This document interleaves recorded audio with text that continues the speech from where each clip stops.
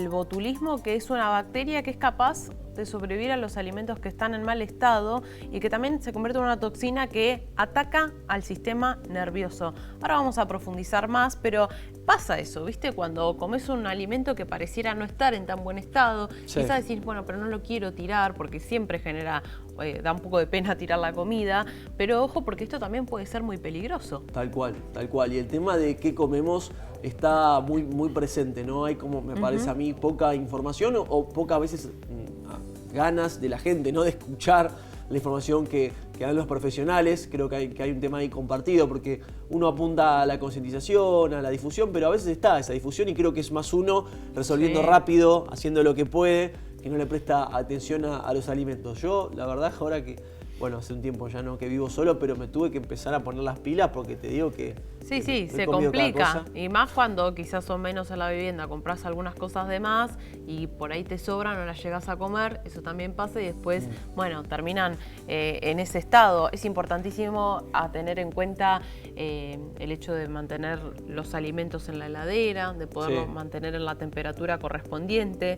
Eso también es un dato a tener en cuenta y recordemos que el botulismo alimentario es una intoxicación grave por una bacteria en mal Yo estado. estoy viendo imágenes, por ejemplo, las imágenes que estamos viendo y ya estoy pensando, viste, que capaz metí la pata en los últimos días. Pero y bueno, con vamos a ver, profesionales. claro, vamos a ver qué nos dice el doctor Gabriel Arcidiacono. Él es jefe de toxicología de la clínica del Hospital de Clínicas de la UBA y está en comunicación con nosotros porque queremos conocer qué tenemos que tener en cuenta, cómo podemos prevenir consumir estos alimentos que están en mal estado. Gabriel, bienvenido. Sebastián Alonso y Amanda Pizarro te saludamos. ¿Cómo estás? Hola, doctor.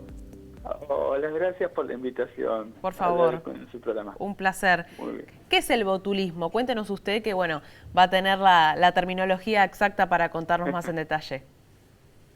El botulismo es una enfermedad que afecta principalmente el sistema nervioso, ¿sí? Por eso decimos que es una enfermedad neurotóxica, que es producida por una bacteria. En este caso, el botulismo alimentario, esta bacteria se desarrolla en alimentos que están conservados, pero están incorrectamente conservados o preparados en forma incorrecta. Hay todo un procedimiento para hacer un alimento de estos tipos y hay que conservar cierta acidez, cierta temperatura de almacenamiento y hay que limpiar bien los vegetales, también hay que hervirlos por lo menos 30 minutos luego de enlatarlos y a veces estos procedimientos no se cumplen en forma correcta y la bacteria se desarrolla en estos frascos con conservas. Doctor, ¿cómo me doy cuenta, digamos, visualmente o qué puedo hacer para, bueno, identificar que esa bacteria está presente o no? No se puede ver. No se puede ver. Ok. Se recomienda de que si uno ve que el alimento cambió sus características, el color, el aroma, el gusto, se recomienda no consumirlo. Si aparece aire o si se abomban las latas, también es otra característica que hay que tener en cuenta, pero muchas veces no hay forma de detectarlo. Y doctor, porque creo que muchos alguna vez lo hemos hecho, quizás propio del desconocimiento, por ahí tenés una verdura que tiene un pedacito que está en mal estado y dice, bueno, le saco esa parte y consumo lo otro. ¿La otra parte también está contaminada por esta bacteria? ¿Está bien hacer eso o está mal? Estamos hablando de alimentos que se ponen en conserva, ¿sí? No de alimentos que uno va a la verdulería y ve, saca una parte. No, esta bacteria necesita ciertas características para desarrollarse, ¿sí? Tienen que ser alimentos que están en conserva o también embutidos, puede ser, ¿sí? Y esta bacteria necesita calor, necesita tiempo, necesita ciertas características. Además, también otra de las características de esta bacteria es que crece en medios que no haya aire. Por eso se desarrollan en conservas, porque son sistemas que están cerrados y que no tienen acceso al aire, entonces esta bacteria, al no tener contacto con el aire, puede desarrollarse. Decimos que son bacterias anaerobias. Por ejemplo, el pan lactal, ¿no? Como un caso más concreto podría ser. No. ¿No? Ok. No, tiene que ser, además tiene que estar, este alimento tiene que estar en un medio acuoso. ¿sí? Bien, Y o sea, hablamos de los enlatados concretamente. ¿Cómo? Hablamos de los enlatados, ¿no? Como habías dicho, Enlatados, concretamente. sí, conservas, frascos, Bien, sí. bien. Estos pueden ser verduras, pueden ser carnes.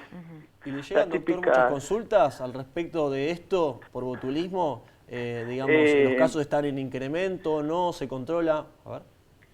No, actualmente, o sea, más o menos es estable, no es una enfermedad que sea muy frecuente, ¿sí? Sí tiene estas características de aparecer muchos enfermos al mismo tiempo, porque generalmente, bueno, se abre una conserva, comparten todos esto y aparecen muchos enfermos al mismo tiempo, ¿sí? Pero no es una enfermedad que sea frecuente, pero sí hay que sospecharla. Bien. Y en cuanto a las condiciones de refrigeración o de temperatura, ¿siempre hay que mantenerlas en la heladera? Siempre hay que mantenerlas en la heladera. Y en el caso de consumir una de estas conservas que uno sospecha, que no puede dudar si estuvo bien o mal conservada, además de, o sea, directamente no consumirla, si la queremos consumir de todas formas, ¿no? Tenemos que ponerla a baño María, o sea, colocamos el agua a 100 grados y ahí podemos dejarla 30 minutos a esa conserva, a que se caliente, porque esta toxina además se destruye con el calor. Bien. Así que una vez que pasan estos 30 minutos, la toxina se destruye y podemos consumir esas conservas dentro de los 3 días después de hacer este procedimiento. Y doctor, ¿cómo es esto de que ataque los nervios del cuerpo? Digo, ¿cómo se termina manifestando? A ver si nos puede contar un poquito más sobre eso. Ya mencionó algo, pero ¿cómo es? O sea, ¿una bacteria te afecta a los nervios? Sí. Una bacteria, todos los seres vivos tenemos alguna forma de defendernos de un depredador, ¿no? Sí. Estas bacterias tienen su toxina preparada para defenderse de alguna forma de ser atacada por un depredador. Y esto pasa con las plantas, pasa con todos los seres vivos. En este caso, esta toxina se genera en esta bacteria que crece en estos medios que dije recién, se absorbe cuando uno consume, pasa a la sangre y ahí se va a los nervios. Y lo que hace es inhibir la liberación de ciertos neurotransmisores. Y entonces los músculos dejan de responder al estímulo nervioso y bueno, ahí viene la parálisis. Primero la parálisis se caracteriza por ser descendiente.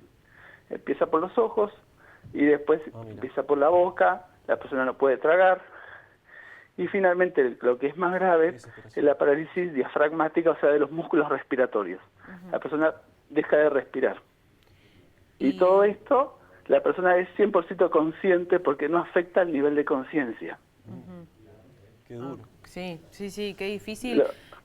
Porque me imagino la desesperación también. Y en ese caso, Gabriel, ¿cuál es el accionar? Bueno, obviamente consultar con algún profesional, acercarse al médico desde ya, pero digo, ¿cómo continúa ese proceso? ¿Hay alguna medicación que se le pueda dar a la persona? ¿Qué alternativas hay en ese sentido? Sí. Lo más importante es consultar lo antes posible. Como en toda intoxicación, el tiempo juega un factor muy importante en estas cosas, ¿sí? Cuanto más tiempo pasa en que uno tarda en consultar o preguntar, más difícil es para tratarlo y muchas veces no se puede llegar a pasar el antídoto que nosotros disponemos. El antídoto que disponemos más o menos son 5 días desde que empiezan las manifestaciones. Y ahí podemos emplearlo y tiene efecto. Después de los 5 días, ahí ya lo que nos queda es sostener al paciente hasta que todos estos nervios dañados se vuelvan a regenerar de alguna forma. Claro, cae en la regeneración. Bueno, bien, positivo que hay una salida, obviamente controlado por un profesional. Lo saco un minuto del botulismo, doctor. ¿Cuál es la intoxicación más común que estudia o que está presente hoy en día? Desde la pandemia lo que se vio es un aumento muy importante de lo que es tentativas suicidas, lamentablemente, y lo que más se ve en la guardia son ingestas intencionales de medicamentos, y entonces, bueno, eso es importante para tener en cuenta y hablar con la familia y siempre tener buen diálogo con todos los integrantes y consultar lo antes posible ante problemas. Lo que sea por error, digamos, o comiendo y demás.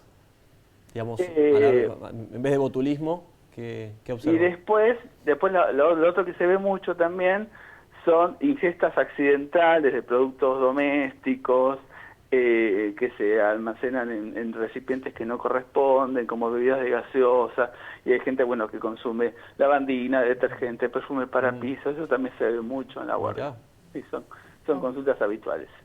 Impresionante. Sí, Sí, y Gabriel, sí, volviendo un segundo más a la parte del botulismo y a los sí, enlatados, los frascos, también pienso muchas veces en las ferias de artesanos, ¿no? Que se venden este tipo de productos similares. sí, ¿Hay algún sí, tipo de sí. sello por el cual nosotros nos podamos guiar, que tenga la verificación de que tuvo un proceso correcto, o no tenemos ninguna alternativa en ese sentido? Y los sellos que corresponden a todo tipo de alimentos. El tema es que en las ventas así de ferias no lo van a disponer seguramente, ¿sí? Así que lo más importante es tener la posibilidad de, bueno, de lo que te dije recién, ¿sí? Poner en agua hirviendo 30 minutos y ahí podemos consumir durante 3 días ese alimento, y si pasan los 3 días otra vez tenemos que volver a hacer. ¿Por qué? Porque la bacteria en sí es resistente a la temperatura, no la toxina. Entonces cuando uno lo pone a calentar, destruye la toxina, evitamos intoxicarnos, pero la bacteria con el tiempo vuelve a formarla. Así que otra vez tenemos que volver a repetir. Bien, por último, doctor, entonces para ya cerrar, un mensaje que le quiera dar a la gente, me parece, o a los pacientes en cuanto a una recomendación para estar un poco mejor, vivir un poco más sano o con menos peligro, digo, después que vaya a consultar, pero no por lo menos en situación de riesgo, ¿no? Ahí de ese riesgo cercano, que puede complicarse de verdad. Y ante cualquier duda, consulten. Somos varios servicios de intoxicaciones, incluso tenemos los teléfonos en internet, en los productos de limpieza, aparecen los teléfonos donde estamos los toxicólogos, y ante cualquier duda que consulten y que descarten las dudas, ¿sí? Bien. Y si la otra opción es consultar directamente a cualquier hospital o clínica cercana, y ellos se comunican directamente con nosotros. No es necesario concurrir a ningún centro donde haya toxicología, ¿sí? Siempre el factor de tiempo es muy importante en todas las intoxicaciones. Bien, bien, doctor. Muy claro, la verdad. Muchas gracias por este ratito con Bueno, nosotros. Gracias, doctor. Bueno, Un placer. muchísimas gracias. Nos vemos. Hasta luego. Chao. Muy bien, ahí pasaba el doctor Gabriel Arcidiacono, jefe de toxicología de la clínica del Hospital de Clínica de la Universidad de Buenos Aires. Muy claro en relación al botulismo y las recomendaciones que tenemos que tener en cuenta para evitar una intoxicación.